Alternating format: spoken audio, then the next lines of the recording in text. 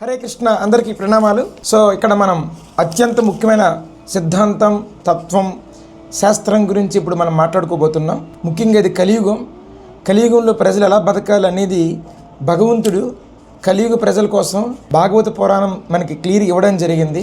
అక్కడ ఈ భాగవతం ప్రకారం కలియుగ ప్రజలు ఎలా బతకాలి, ఏ విధంగా ధర్మాన్ని పాటించాలి, వారి యొక్క లక్షణాలు ఏంటి, ఇవన్నీ కూడా మన భాగవతం ప్రమాణంగా మనం వెళ్ళాలి.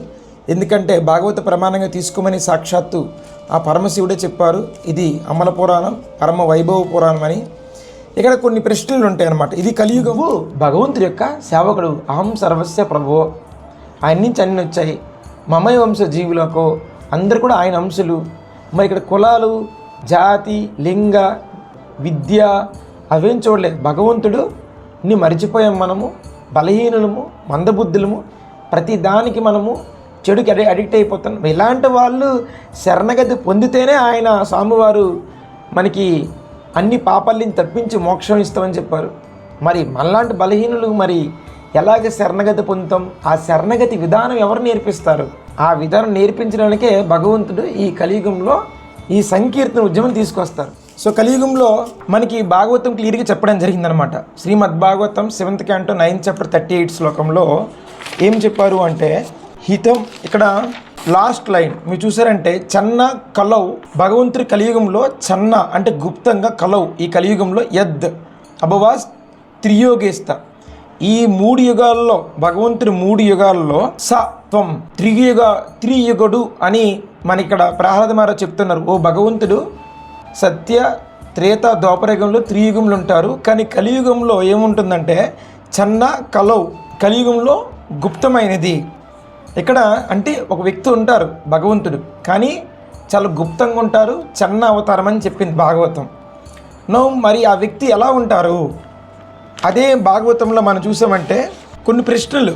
కృష్ణుడు భగవద్గీతలో శరణగతి పొందమని చెప్పారు. కృష్ణుడు భగవద్గీతలో శరణగతి పొందమని క్లియర్గా చెప్పారు. మళ్ళీ అదే కృష్ణుడు కలియుగంలో చన్నావతారంగా భాగవతం ప్రకారం గుప్తంగా ఎందుకు రావడం జరిగింది?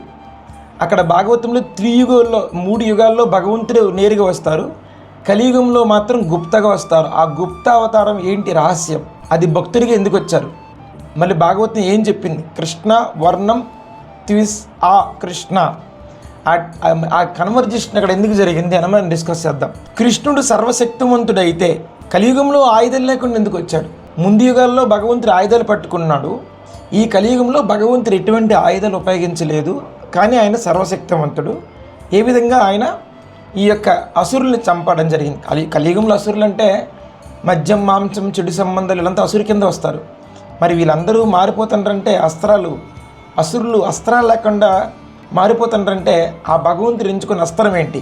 కలియుగంలో మనిషి బలహీనుడైతే, ఇప్పుడు సత్యయుగంలో, ద్వాపరయుగంలో, త్రేతాయుగంలో భగవంతుడు ఆ యుగ ప్రజల కోసం, ఆ యుగంలో వాళ్ళ ప్రజలు చాలా శక్తివంతంగా ధర్మం పాటించే వాళ్ళు, మందబుద్ధులేం కాదు, అల్పాయుష్కులే కాదు, బాగానే ఎక్కువ సంవత్సరాలు బతికారు, ధర్మశాస్త్రాలు చదివారు, వాళ్ళు విధి విధానాలన్నీ బాగానే ఉన్నాయి. కలియుగంలో మనిషి బలహీనుడైనప్పుడు భగవంతుడు ఏ మార్గం ఎంచుకున్నారు? మరి వీరిని కూడా ధర్మంలో నడిపించాలి కదా. 4 యుగాల్లో భగవంతుడు ధర్మం నడిపించడానికి ఆయన అవతరిస్తారు. మరి భగవంతుడు తన విధానాన్ని మార్చారా? కలియుగంలో సత్యయుగంలో ధ్యానము, త్రేతాయుగంలో యజ్ఞము, ద్వాపరయుగంలో మందిర ఆరాధన ఉన్నప్పుడు కలియుగంలో జపం ఎందుకు? భగవంతుడు తానే దేవుడిని అని ఎందుకు చెప్పలేదు కలియుగంలో? ఇక్కడ గుప్త అవతారం అని చెప్పారు భాగవతంలో. చన్నావతారం, గుప్త అవతారం. మరి ఎందుకు భగవంతుడు కలియుగంలో నేను దేవుడిని అని చెప్పలేదు? 3 యుగాల్లో భగవంతుడిగా ఉన్నప్పటికీ కలియుగంలో ఆయన ఒక చన్నావతారంగా ఎందుకు ఉన్నారు? ఇది క్వశ్చన్ అండి. ఇదంతా మనము డిస్కస్ చేసుకుంది ఇప్పుడు భాగవతం ఆధారంగా డిస్కస్ చేసుకుంటున్నాం. ఓకే, నెక్స్ట్ మీరు చూసారంటే ఇంకొక చూడండి. భాగవతంలో కృష్ణ వర్ణం అంటే నేరుగా శ్రీకృష్ణుడు. కృష్ణ వర్ణం త్విస ఆ కృష్ణం. మరి ఆ కృష్ణ ఎవరు? ఆ కృష్ణం అంటే అది నల్లగా లేనిది. ఆ ఎవరు? త్విస ఆ కృష్ణం.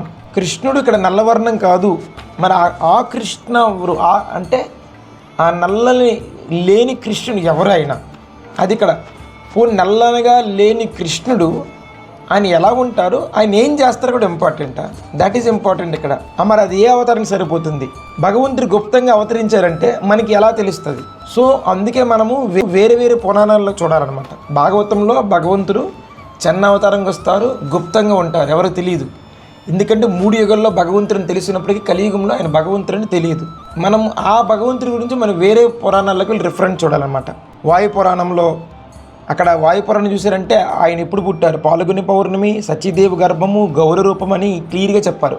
We have to refer the all Puranas. భగవంతుడు అంటే ఎవరు పడితే వాళ్ళ భగవంతుడు అనకూడదనమాట. ఓకే, ఏదో మహిమలు చేస్తూ సంథింగ్ యోగో సంథింగ్. భగవంతుడు అంటే ఆయన రాకముందే ఆయన గురించి శాస్త్రాలు క్లియర్గా చెప్పాలి, అప్పుడు వారిని భగవంతుడు అంటారు.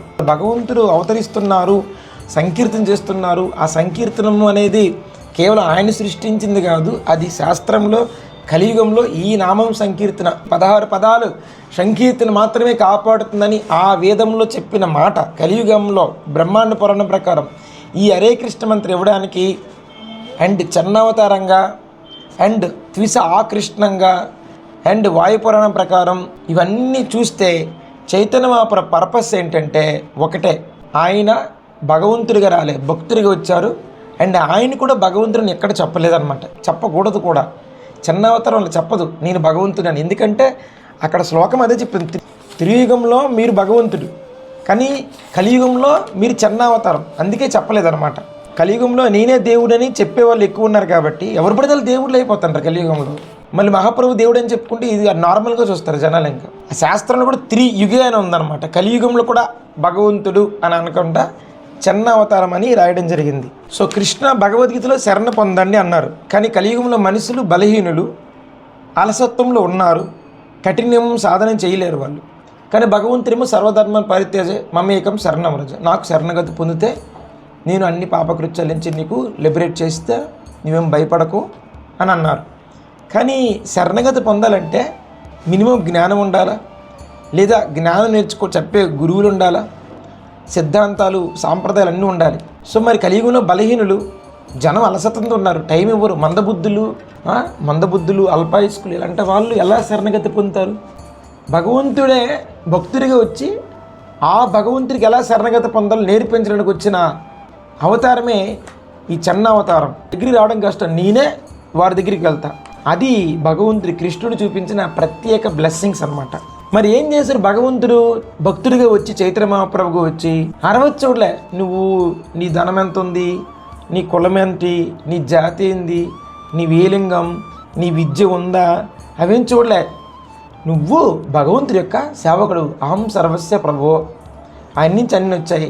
మమయ వంశ జీవులకు అందరు కూడా ఆయన విధానం ఎలాగుంటుంది? సత్యయుగంలో ధ్యానము, త్రేతాయుగంలో యజ్ఞాలు, ద్వాపరయుగంలో మందిరారాధన, కలియుగంలో నామ సంకీర్తన. 12.3.51-52 శ్లోకాస్ అన్ని నామం సంకీర్తన చేయమని క్లియర్గా చెప్పిందనమాట.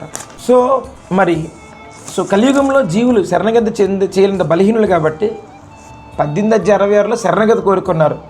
మరి భగవంతుడి కలియుగంలో మరి ఆ శరణగతి పొందలేని జీవుల గురించి భాగవతం 11.5.32 ప్రకారం యజ్ఞ సంకీర్తనం ద్వారా ఆ భగవంతుడు త్విస ఆకృష్ణ అంటే బంగారు వర్ణం, నల్ల వర్ణం కాదు బంగారు వర్ణంగా భగవంతుడు సంకీర్తన చేసి ఆ సంకీర్తన ద్వారా ప్రజలకు పవిత్రమయ్యి ఆ పవిత్రమయ్యాక వాళ్ళ బుద్ధి ద్వారా అప్పుడు శరణగతి పొందుతారు.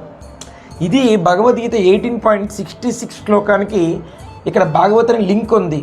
అక్కడ భగవంతుడు శరణగతి పొందమంటున్నాడు, ఇక్కడ శరణగతి పొందే మార్గం ఇక్కడ భాగవతం చెబుతుందన్నమాట. లేకపోతే ఎలా శరణగతి పొందుతారు? చాలా కష్టం. ఇప్పుడు కలియుగంలో భగవంతుడికి ఆయుధాలు తీసుకురాలే, భగవంతుడు సంకీర్తన ద్వారా వచ్చారు. అసురుల్ని చంపడానికి రాలే భగవంతుడు, అసురుల యొక్క మనసును మార్చడానికి భగవంతుడు వచ్చారు. ఇక్కడ ఆయుధము అస్త్రము ఏమి లేదు, ఇక్కడ ఓన్లీ నామం అనే అస్త్రమే.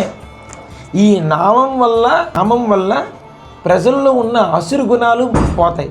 నెక్స్ట్ మనం చూసామంటే మరి భగవంతుడు మరి గుప్తావతారము అని చెప్పారు. మనకి ఎలా తెలుస్తుంది? భాగవతం ఏమో చెప్పింది గుప్తావతారం, 3 యుగాల్లో భగవంతుడు వచ్చారు, అందరికీ జనంకి రాముడు కృష్ణుడు లేదా మన నరసింహస్వామి అందరూ తెలిసిపోయింది. మరి కలియుగంలో గుప్తావతారం వస్తున్నారు, సీక్రెట్ రహస్యం ఎవరికి తెలియదు అన్నారు. కలికి అవతారం అది వేరు, అక్కడ అస్త్రాలు ఉంటాయి. అక్కడ కలికి అవతారం వచ్చి సంకీర్తన ఏం చేయరు, కిల్లింగ్. బట్ ఇక్కడ ఏం చెప్పారు భాగవతంలో? కలికి అవతారం అనేది కలియుగ ఎండింగ్లో, కలో ప్రథమో అని చెప్పింది అనమాట శాస్త్రం. కలియుగ ప్రథమంలో స్వామివారు వచ్చి సంకీర్తన చేస్తారు. సో ఇక్కడ గుప్తావతారం అంటే కలికి అవతారం కాదు, గుప్తావతారం అంటే చైతన్య మహాప్రభు అవతారం. అందుకే ఈ కలియుగంలో మనుషులు మారరు కాబట్టి, కలియుగ కల్మసాల యుగం దోషాల యుగం కాబట్టి సంకీర్తన అనేది వచ్చింది. లేకపోతే మనుషులు కలియుగంలో వాళ్ళకి అందరికి చేయమని సంకీర్తనే. ఇంకా చాలామంది రకరకాలు విధి విధానాలు సాధనలు కనిపెడుతున్నారు. అవన్నీ శాస్త్రానికి అతీతంగా వ్యతిరేకంగా ఉన్నవే. ఓకే, కలియుగంలో ప్రతి ఒక్కరు చేయాల్సిన ఏకైక సాధన ఈ నామ సంకీర్తనం అండి. అప్పుడే మాత్రమే మనలో ఉన్న అసూరు లక్షణాలు పోతాయి. ఇవన్నీ స్థాపించడానికి చైతన్య మహాప్రభు వచ్చారని మనకి ఈ శాస్త్రాల ద్వారా క్లియర్గా చెప్పడం జరిగింది. హరే కృష్ణ.